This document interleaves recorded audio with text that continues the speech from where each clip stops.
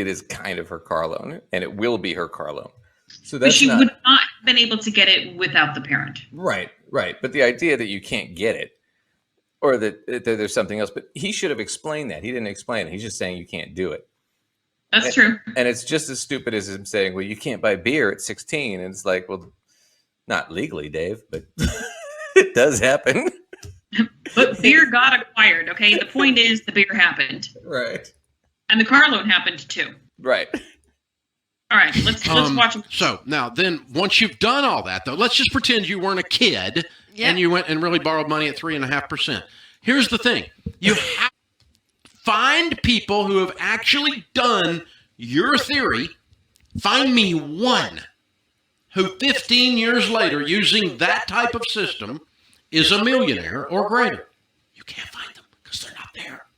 They're not there. Okay. Doesn't work. Let me ask you this question. Because there is, again. I want to point this out because of his logic on that. People that have become millionaires by leveraging money, lots.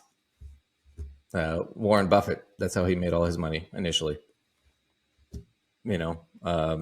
Steve Jobs had to borrow money. But you see, Warren Buffett did not respond to Dave Ramsey's millionaire survey. Oh, God, I skipped right over that. Because they have the largest study of millionaires that has been performed in the United States, and that is where all of their data points come from in their study. Okay. This is an actual study, and they will let you get the PDF version of the actual study information, so that could be fun. I did read it, actually. I have a comment on it.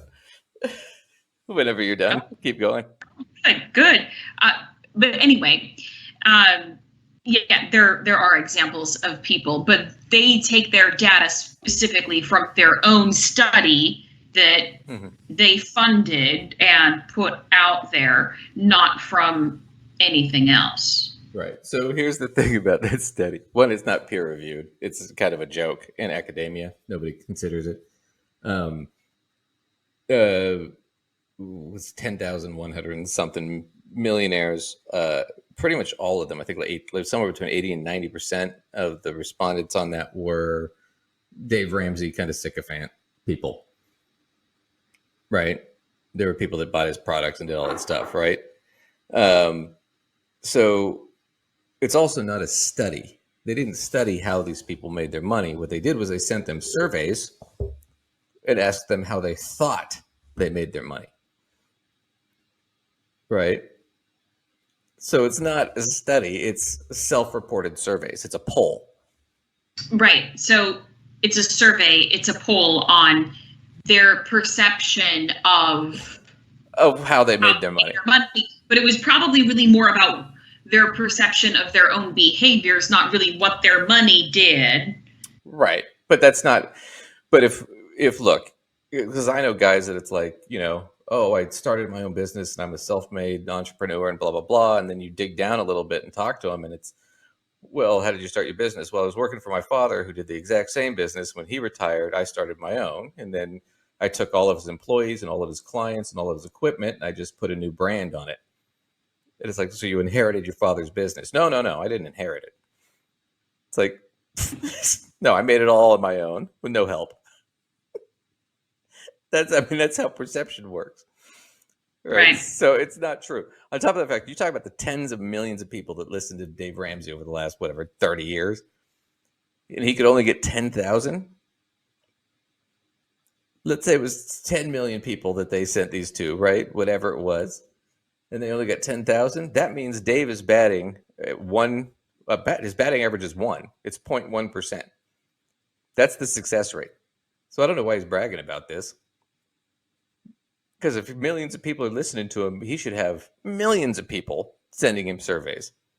Well, he will tell you that they surveyed people that were not just their listeners. So he like I said, there was about 10 or 15% that weren't their listeners. Sure. So it's all bullshit. He's just skewing the numbers. So anyway, but my point is, though, he's not like the way that he got information the way he likes to speak about that information. He likes to speak about it as though it is a survey that reaches beyond his listenership in like an even distribution sort of way. I mean, that's sort of the idea that gets put out, although I don't remember ever hearing there being a thing where he said how many were or were not following his system. Yeah, I read it and looked it up. It was over 80%. Right. So I'm just saying, I don't know if he says that. I don't know if he's saying that, right? No, because he can't say that. He can't say it otherwise, because then everybody would know that you're really looking at a biased sample, and what you're thinking isn't actually occurring. And on top of that, even from what I've read of it, his assumptions about what it says are not what it actually says. At no point does it say that his plan works. At no point does it prove that. So, I mean, it's just all bullshit for him to hide behind. So anyway, let me get on with this. We'll wrap it up here in a minute. It's floating around in the culture. There really is, though. It's called stupidity. I know. Let me just present the stupidity, and then you can debunk it, because you're really great at that right now. Okay. That if you just like want to kind of be like, yeah, maybe you can just like you can have some wealth, and you just that's what investing does, and it's more.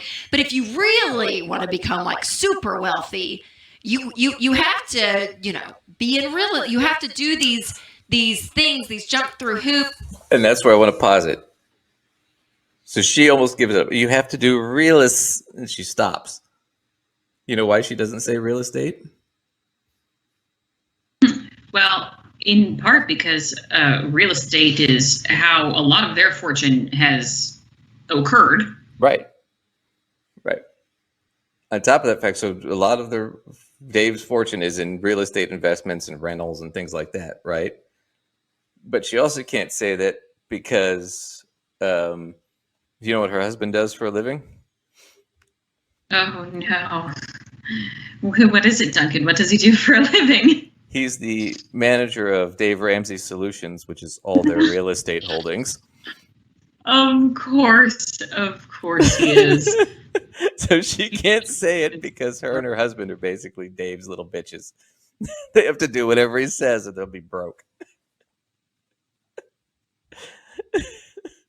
And that extends into after he passes away. Mm-hmm. He has, from the grave, already dictated their lives as well. So that's God. All right, let's wrap this up, because this is oops, and you're doing math that most people can't grasp and understand because you're playing the game. I mean, this is a perfect example. Like the way he's it's called arbitrage. The way he's explaining it makes it feel like, oh, there's something I'm missing. It's a big word. And in order to build wealth and to become rich, there's other systems that I don't know about that can cause me to become rich. Yeah. And is there a level of that, though? 30 years ago when I came on the air, the secrets of the rich were out there then.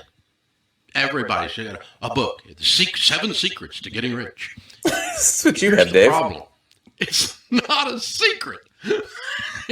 There's not a magic sauce. There's not a magic sauce. McDonald's special sauce is basically Thousand Island. There is no special sauce, okay? There's not any. That's it. I mean, you got to live on less than you make. You have to invest steadily over a long period of time. And there is no I learned a new word and that made me wealthy. If maybe compound interest would be close, okay? But compound interest works over time, with time, and consistency. So maybe that's a new word for him, and he learns that word, and that's a good word.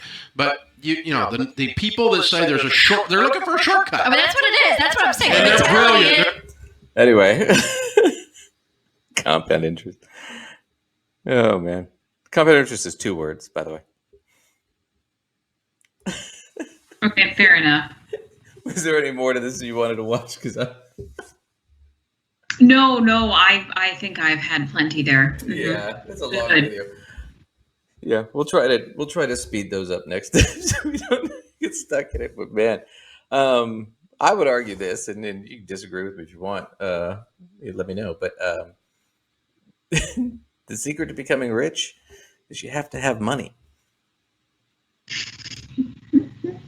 It's true. You either have to make a lot of money or you have to have been given a lot of money. That's it. So I don't care how much you save. If you're only making $35,000 a year, it's going to take forever to become a millionaire. I mean, he's just being ridiculous. This idea that you can just follow these 7 steps and be a millionaire. I mean, you might as well be just selling magic beans. I mean, I honestly, anybody who came up to me and said, "Oh, well, I've got 7 steps to make you a millionaire," I've never said that to a client. I've never even said to a client, "I'll make you a millionaire." I've said, "Well, let's look at what the most efficient way to manage your money is to try and get your goal." But your goal might not be reasonable. So, I mean, but I've never sat there and said, "I can make you rich." It's not what you do as a financial advisor. It's not practical. Anybody who says they can do it, I think, is just full of shit. And that's kind of, and it's clear here because he didn't even understand basic concepts. Within his system, it's ironic. We call it personal finance, but it's not really very personal. It's sort of a prescription, and everybody gets the same prescription within his system. Mm-hmm. Now, there are parts of it that definitely have value, but it's not really personalized so that, essentially how much money you make doesn't really become a part of the equation, right? Honest. That's not even a part of his equation. No, because once again, it's magic beans. It's just follow these 7 easy steps and you can be a millionaire too. It's just like marketing plans. Oh yeah, no, you can just sell our products and recruit people, and your downline is going to do it all for you. Yep. Yeah. It's all going to be, as opposed to a lot of money is because your parents had money. I mean, that's where most of it comes from. You can look up like a lot of these social studies, where they're actual studies where they look at people and their wealth, and a lot of these social scientists can, like, if you told them what zip code you grew up in, they can guess what your income is at any given stage of your life with just incredible accuracy. I mean, it's that predictable. I mean, a lot of it's a lottery of birth. So if you want to change your situation, you need to understand concepts like, well, if I'm going to start a business, I need to know how to leverage my position, right? If I'm going to go to school, I need to understand what that is and how that works. And